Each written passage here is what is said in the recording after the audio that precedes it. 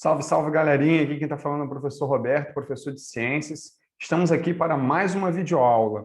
Queria aproveitar e pedir a vocês para curtirem e comentarem esse vídeo. Escreve aqui qual o nome da sua escola, o seu nome completo e a sua turma, só para a gente poder saber qual está sendo o alcance desse vídeo.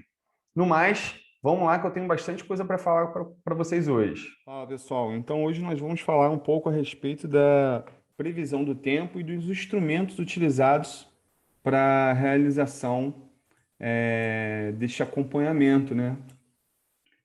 Então, quando alguém quer saber que tempo vai fazer, em geral, olha para o céu para ver se ele está claro sem nuvens ou se há nuvens escuras que indicam chuvas. Quais os instrumentos e as medidas que são usados para fazer a previsão do tempo? Por que a previsão do tempo é importante? De que são feitas as nuvens? Essas são algumas perguntas que a gente vai tentar responder ao longo da aula de hoje. Prever o tempo é importante? Claro que é, né? Meteorologia é a ciência que estuda as condições atmosféricas e, com isso, auxilia na previsão do tempo. A palavra meteorologia vem de meteoros, que significa elevado no ar, e logos, que significa estudo. Então, meteorologia é o estudo daquelas informações que estão elevadas, né, que vêm das altas camadas da atmosfera. Não confunda o tempo atmosférico com clima. Tempo e clima são coisas diferentes. O tempo são as condições atmosféricas em um dado momento. Temperatura, umidade. Por exemplo, nesse exato momento, aqui no meu computador, está marcando que a gente está né, tá nublado e a temperatura 23 graus Celsius. Está aqui embaixo aqui no meu computador. Agora, clima é a média das condições atmosféricas ao longo de um período maior de tempo, pelo menos 30 anos. Eu moro em Casimiro de Abreu. Casimiro de Abreu é um lugar que carrega a fama de ser um lugar bem quente, né? Muito chuvoso no verão, né? Então, essas são as características do clima da região em que eu vivo, muito embora o tempo hoje esteja diferente do que costuma ser o clima aqui da região. As nuvens, né? As nuvens são importantes indicativos que a gente tem em relação ao tempo, né? Quando o ar próximo à superfície da Terra se aquece, ele vai subir. À medida que sobe, o ar esfria, até o momento em que o vapor da água se condensa e forma nuvens. As nuvens são classificadas de acordo com a sua altura e forma. Então, a gente tem as nuvens do tipo cirrus, que são nuvens altas e de cor branca. Temos as nuvens cumulus, que são nuvens brancas com aspecto de flocos de algodão. Nós temos as nuvens do tipo stratus, que cobrem o céu e podem originar chuva. Temos as nuvens do tipo nimbus, que são nuvens escuras e são indicativos de chuva. E temos as nuvens cumulonimbus, que são nuvens escuras que provocam chuvas fortes, trovoadas e relâmpago, como essa imagem que está aqui na tela. As massas as massas de ar e as frentes. Uma massa de ar ela é formada por uma imensa porção de ar. No encontro de duas massas de ar diferentes, forma-se uma frente. Importante vocês entenderem isso, tá?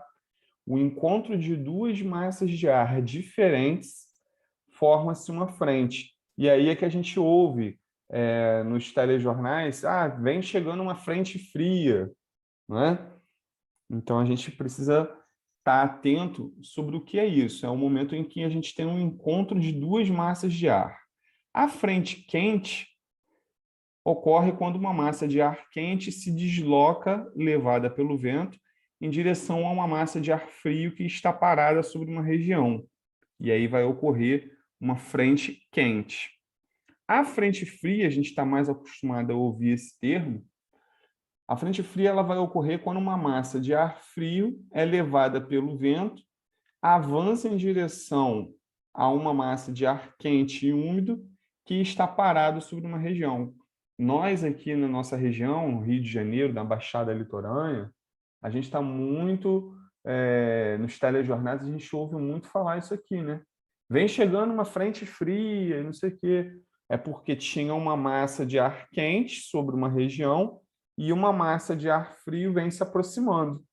E aí, então, é uma frente fria. Umidade do ar e as chuvas. A presença de muitas gotículas de água na atmosfera, que é, na verdade, a umidade relativa, pode favorecer a ocorrência de chuva. Claro, se tem muita água na atmosfera, a tendência é de que haja uma precipitação, de que haja chuva.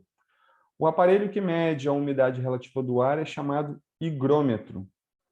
A quantidade de chuva de uma região é medida pelo pluviômetro, cuja escala é graduada em milímetro. Então, aqui a gente tem dois instrumentos, tá? Tem a apresentação de dois instrumentos que são utilizados para fazer os estudos relacionados à previsão do tempo. A gente tem aqui o higrômetro, que mede a quantidade de umidade relativa no ar, e a gente tem o pluviômetro, que mede a quantidade de chuva que cai em uma determinada região.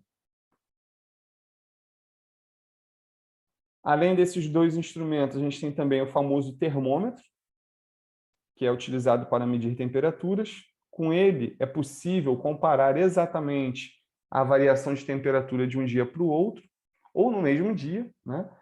Existem vários tipos de termômetro. A gente tem o termômetro clínico, né? O termômetro hospitalar, que normalmente ele é com coluna de mercúrio ou coluna de álcool. Coluna de mercúrio é quando o líquidozinho dentro dele é prateado. Coluna de álcool é quando o líquidozinho dentro dele é vermelho. A gente tem o termômetro de álcool, né? Que, como eu falei para vocês, a coluna dele é vermelhinha, né?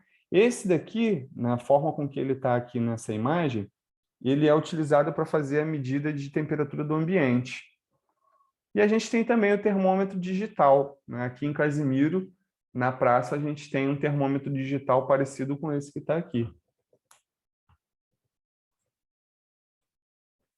Os ventos. Os ventos são fatores muito importantes aí em relação à questão do tempo e do clima de uma região, né? As massas de ar se deslocam porque o ar frio tende a descer e o quente a subir. Quando as massas de ar se deslocam verticalmente, a gente tem as chamadas de, se chamam de correntes de ar. Já os deslocamentos horizontais são chamados de vento. As brisas são exemplos de vento. E aí, sobre as brisas, a gente tem dois tipos de brisa, né? A gente tem a brisa marítima, que é aquela que circula do mar para a terra, e a gente tem a brisa terrestre, que é aquela que circula da terra para o mar. Tá? Geralmente, isso está associado com a ocorrência de aquecimento. Então, durante o dia, você tem o sol, e o sol ele aquece mais rápido a terra do que a água.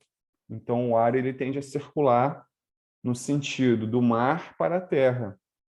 Já à noite está mais frio, aí é o movimento contrário. Aí a gente tem a ocorrência da brisa terrestre que vai da terra para o mar. E qual a direção do vento? Para a gente saber a direção do vento, a gente tem um instrumento que a gente utiliza chamado biruta. Isso mesmo, biruta. Também é chamado de anemoscópio. Ele é utilizado para determinar a direção do vento. Para determinar a velocidade do vento, a gente tem um outro instrumento que é o anemômetro. Anemômetro é o instrumento utilizado para verificar a velocidade do vento. Quando é que os ventos trazem perigos? Quando a gente tem a ocorrência de furacões ou de tornados, né? A gente tem aí essas duas imagens aí que são bem impactantes. E um é um ciclone, à esquerda, né, um ciclone, à direita a gente tem um tornado, né? O tornado ele tem essa característica de parecer um funil, né? E ele atinge o solo.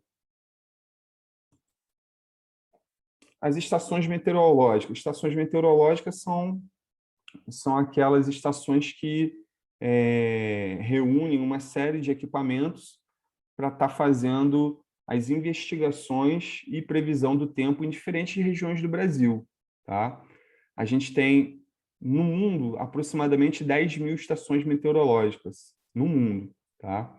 Essas estações elas são munidas com equipamentos como barômetro, que mede a pressão atmosférica, termômetro, que mede a temperatura, higrógrafos, que medem a quantidade de umidade do ar, anemômetro, que mede a velocidade do vento, radares, que fazem a leitura de uma série de informações, queimadas, por exemplo, é uma das observações que esses radares fazem. A gente tem os pluviômetros, que medem a quantidade de chuva, as radiosondas, que medem a temperatura do solo, por exemplo, em diferentes regiões.